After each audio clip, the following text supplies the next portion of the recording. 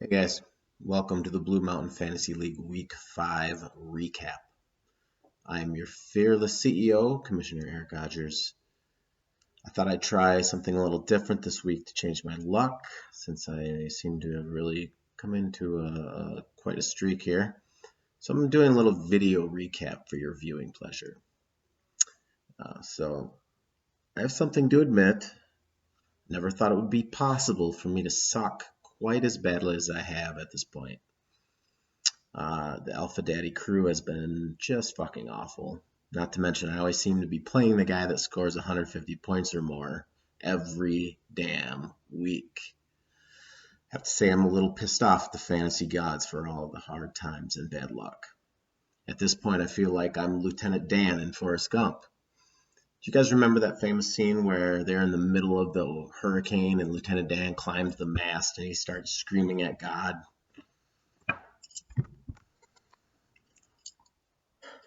Come on, you son of a bitch.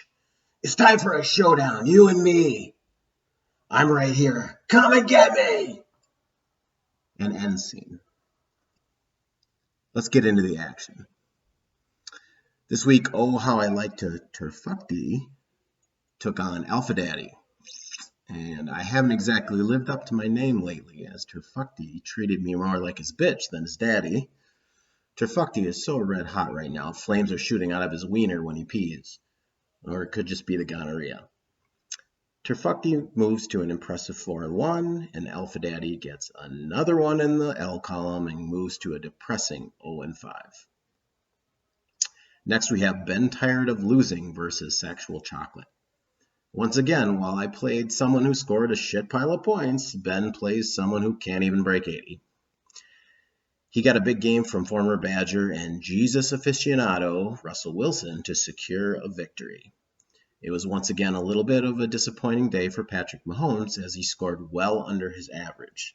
As we have learned, if Mahomes ain't scoring 40, Sexual Chocolate, or as I like to call him, Suctual Chocolate, ain't gonna win. Ben Tired, flipping the script from last year, moves to a respectable 3-2. Sexual falls to 2-3. Angry Scrotum versus your mom. Ken doing some serious work in an intra-division matchup, scoring the highest total the league has ever seen with 203 whopping points. Michael Thomas, 41 points. Amari Cooper, 46 points. DJ Chark, 36 points. God damn, nearly every guy he has drafted or picked up has overperformed. And I'm starting to think if he had my grandma on his roster, she'd score 30. And she's dead. Your mom really had no chance in this one. Scrotum is now 4-1 atop the Brat division. Your mom blows another one and hits the bottom of the Brat at 2-3. Plan B versus White Clawing Your Eyes Out. Now, this is 4 disappointing showings in a row for White Clawing. Meanwhile, Ben Tired of Losing is kicking ass. That's got to hurt Kirk's old pride here just a little bit. Now, Kirk, I know you like to make up raps for your kids to help them learn. Well, I've got a little one for you this week. L is for loser. Yes, you know it's true. L is for loser. That's how I feel about you. Thank you. Plan B got 31 apiece from Matt Ryan and Chris Godwin to secure the victory.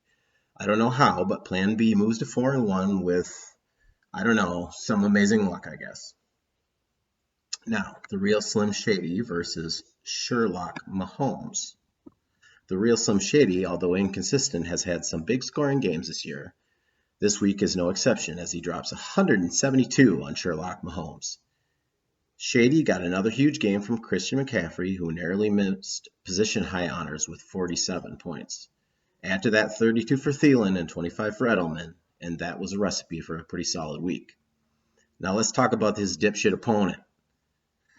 In the thick of a pretty good season by his standards, Sherlock Mahomes pulls a small boner, something I've heard he does a lot, by forgetting to substitute for a player on bye.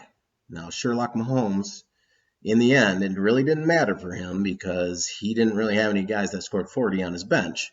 But damn it, Olinger, pay fucking attention. Slim Shady and Sherlock Holmes are both 3-2 and in the thick of the things in their respective divisions. The last game we'll cover this week is Doinkers versus Getting Nickels and Dimed. Now, Getting Nickels and Dimed, or as I like to call them, GNAD, had some rough luck this week with a lot of single-digit scoring from guys that normally produce better numbers. Aaron Rodgers had 9, Keenan Allen had 5, Greg Olsen 0.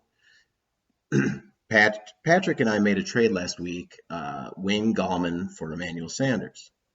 Now, Gallman gave him 1.4 points, and Sanders gave me 1 point. So I guess that gives him the best of that trade. After a week of intensive therapy, and after getting verbally bitch-slapped by yours truly, Zach recovered nicely. Both of these teams are now 2-3 in their respective divisions. We'll see you next week. Good luck, everybody.